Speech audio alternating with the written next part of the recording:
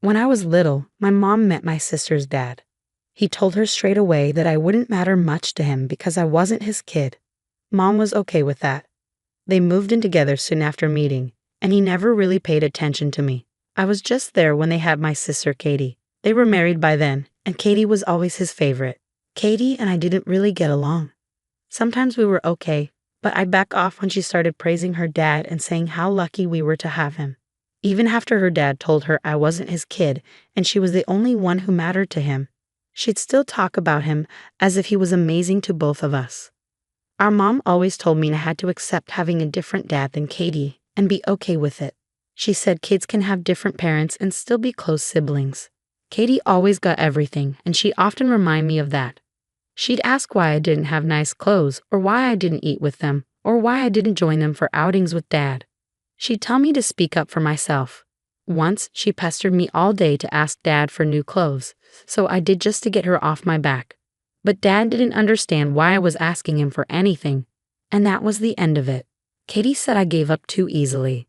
When Mom got sick when I was a teenager, I decided to tell Katie everything, hoping she'd understand. But she insisted her dad was still my dad because he raised me, and I should treat him like my dad.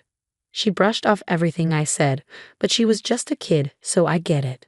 I moved out just before turning 18, and then Mom died. It wasn't surprising that I wasn't welcome at the funeral. Katie wanted me there, but her dad made it clear it wasn't my place. Honestly, I didn't feel sad about missing the funeral because I had a strained relationship with Mom. 6 years later, Katie's dad got diagnosed with a terminal illness because he hadn't taken care of himself. I'm 24 now, and Katie's 20. She called me when they got the news, saying we needed to help take care of him. I told Katie I wouldn't do it. She said we couldn't abandon him, that we owed him better than leaving him alone. But I disagreed. I felt like I didn't owe him anything.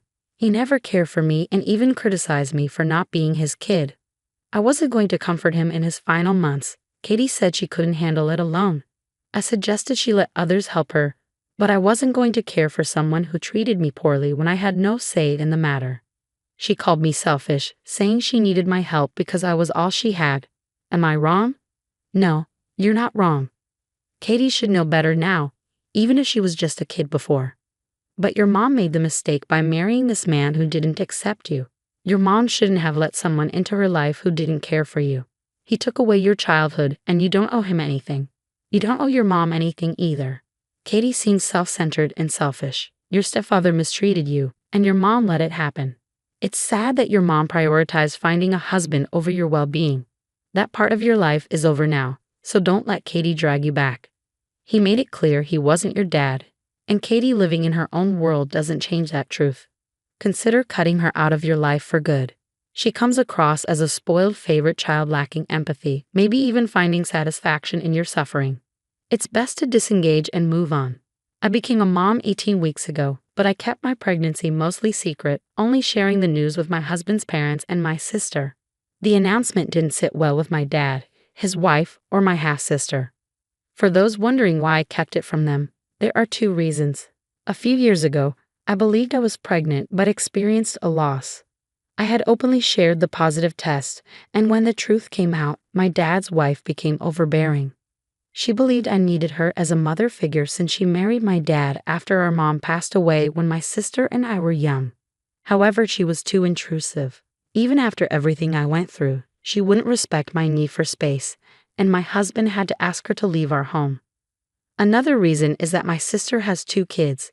During both pregnancies, our dad's wife constantly pressured her about needing her as a mother figure. She insisted on being there for my sister during her pregnancy and talked about how it would strengthen their bond and make my sister appreciate her more.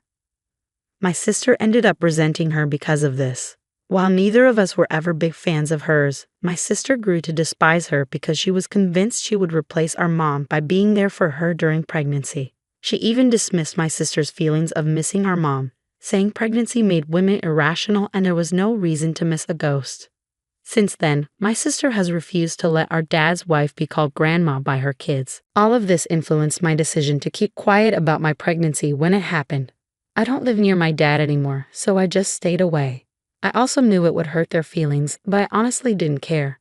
My dad was furious, and his wife and my half-sister sent me messages accusing me of being cruel and unfair, saying I robbed them of the excitement and tainted the whole experience. They both emphasized how important it was for Dad's wife to become a grandma for the third time, especially since her other grandkids would never call her grandma. And they called me selfish for not considering her joy. Am I the one at fault here? Absolutely not. Your stepmother seems overly controlling. You did what was best for yourself, your husband, and your child. Your pregnancy and birth were about your own family, not about meeting their expectations. You can't force relationships to be close. They either naturally develop or they don't. Step-parents who try to replace a deceased parent usually fail to create the bonds they hope for. Did she expect your baby to start calling her grandma as soon as it was born? She's not really your stepmother. She's just your dad's second wife. It seems like they need a reality check to understand that their idealized family fantasy isn't real and won't come true. They're still upset because they're holding onto their fantasy and feel hurt when it's not fulfilled. The only way to get them to respect your boundaries is for them to accept reality as it is. You're doing the right thing by protecting your family and setting boundaries. Congratulations on your new baby, sending you lots of peaceful baby vibes. My husband's sister moved in with us after a big argument about the baby's name. They're expecting a baby, and she's 7 months along. She's known to be particular about food and refuses to eat what we normally cook. We've been catering to her by preparing her favorite dishes, which unfortunately I can't eat due to allergies. So every evening, I have to figure out what to eat since she only wants food that I'm allergic to.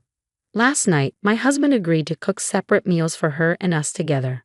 However, when I got home after a long day at work, I discovered that my sister-in-law had convinced him to cook only her preferred meal and cancel the one we had planned. They were eating together in the kitchen when I arrived.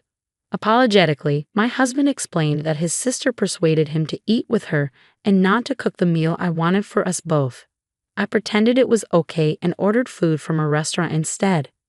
After showering and doing some work on my laptop, I returned to the kitchen to find my order on the counter, open and mostly eaten. I turned around to see my sister-in-law standing there, admitting she couldn't resist the smell and had helped herself to the food. I lost my temper and yelled at her, demanding to know why she did that. She claimed she saved me some, but there was hardly anything left except rice and dressings. We argued, and I reached my limit. I told her to pack her things and leave first thing in the morning. She started crying, and my husband defended her, insisting that she was pregnant and eating for two. Finally, he suggested I quickly make something for myself from the fridge and let it go. But I refused, leading to a bigger argument. Am I wrong for kicking her out over this? Not at all. You don't just have a sister-in-law problem. Your husband is a big part of the issue. Your sister-in-law does sound selfish and entitled, pregnant or not, but the real issue lies with your husband prioritizing her needs over yours. How did he think it was acceptable to deny you dinner that you were expecting, especially when you couldn't even eat what she wanted? Your sister-in-law is in the wrong, but your husband is the one who needs to reassess his priorities. It's baffling how little they seem to care about you. Seriously, just toss the whole family out. Their treatment of you is unacceptable. I don't understand why your husband would agree to not cook for you. It's nonsensical. How could he be okay with that?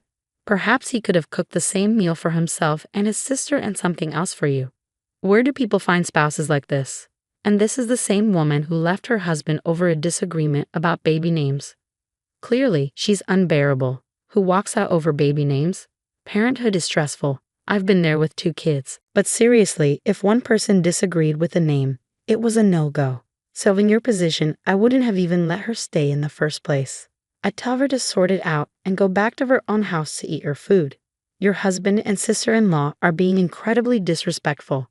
If I were you, I'd ask your sister-in-law's husband if you could spend a week at his place since his wife is driving you crazy. I bet both your husband and your sister-in-law would quickly resolve all their fights in Brazil. There's a saying that doesn't quite translate into English but fits perfectly here. The cure for crazy is crazier. The only winner in this situation seems to be your brother-in-law, who's getting a break from all this drama. My fiancé and I recently got engaged and chose our wedding party. My bridesmaids are my 2 closest friends, and his groomsmen are my brothers. One of them is his best friend, and the other is someone he's known for just as long. They've been like big brothers to him. My fiancé has a younger sister who's 4 years younger than him. She's a cancer survivor, and her experience has also shaped their relationship. His parents clearly favor her, showering her with excessive attention and expecting everyone else to do the same. She knows how to manipulate people by leveraging the special treatment she receives. My fiancé has admitted that he sometimes can't stand her. Whenever he refuses her requests, she guilt-trips him by bringing up her cancer or accusing him of wishing she had died. Although he's not estranged from his family, he's not particularly close to them either. He holds a lot of resentment towards his parents, blaming them for favoring his sister and neglecting him during his childhood. He felt overshadowed by her illness and then was expected to treat her like royalty. When we discussed our wedding party, my fiancé expressed his desire not to include his sister. I respected his decision, especially since, to be frank, I have no personal connection to her whatsoever. We've never spent time together or formed any sort of bond. Apparently, she and my fiancé's parents were expecting her to be asked to be a bridesmaid once they heard about our engagement. However, I hadn't planned on inviting her. I had already chosen my two closest friends to be bridesmaids. When his parents and sister confronted me about it, I explained that I hadn't intended to include her in the bridal party. They argued that she's family and important to my fiancé. I explained that while she may be important to him, she isn't close to me, and asking me to include her in my bridal party felt inappropriate. They called me foolish and insisted that I should try harder. They even suggested that she deserved a place in the bridal party more than anyone else, and that thinking otherwise made me seem like a bully, especially considering all she's been through. Am I wrong here? You're not wrong, but your fiancé should also step up and express that he doesn't want her in the bridal party. It's a joint decision, and both of you have the right to choose who stands beside you on your big day. It's unfair that you're shouldering all the blame for this when it's a decision you both made together. The parents are crossing boundaries here, and your fiancé should support you in setting limits with them. Consider reducing or cutting contact with them if their behavior persists. It's concerning how they tried to manipulate situations to favor his sister. If you and your fiancé have a child, they might even suggest giving her the baby because she's a cancer survivor. It's crucial to limit their involvement in wedding planning to prevent any unwanted surprises, like her showing up in the same colors as your bridesmaids or wearing a white dress to steal attention. Let your fiancé handle his family. He needs to address this with them. I, a 27-year-old woman, lived with my parents until last week. I have a dog whom I adore. She's been my best companion since I graduated from university. I'm not very social and prefer her company over most people I know. While I've had boyfriends and even a short-lived relationship that ended amicably, I'm just not interested in much beyond my work and my dog. My parents view this as a shortcoming, but I don't. My brother also resides with us. He's in high school and doesn't contribute financially. I cover about 50% of the household expenses, including groceries. I occupy the basement suite, which, while not legally rentable, suits a family member's needs according to building codes. Converting it for renting would be costly and impractical. My mom concluded that the reason I'm not actively seeking a husband is because my dog demands too much of my attention. While my pup does have some health issues, they are manageable and don't affect her quality of life significantly. Despite this, my mom gave her away while I was at work. When I returned home, my dog was gone, along with all her belongings, her toys, leash, everything. I confronted my mom, insisting she tell me where my dog was, threatening to involve the authorities and accuse them of theft if she didn't comply. I retrieved my dog from where she was being held and then returned to my parents' house to gather my belongings. Afterward, I went to stay with a friend. My dad has been reaching out, asking for money to cover expenses for the month. I reminded him that he should have considered this before allowing someone to take my dog. Unfortunately, my dad lost his job due to the current global situation, and they're struggling to cover all the household expenses without my contribution. He mentioned that they'll run out of money in 3 months without my assistance. However, I no longer trust them. My family believes I'm foolish for prioritizing my dog over them. Am I wrong? You're not wrong at all. Your parents were clearly taking advantage of you.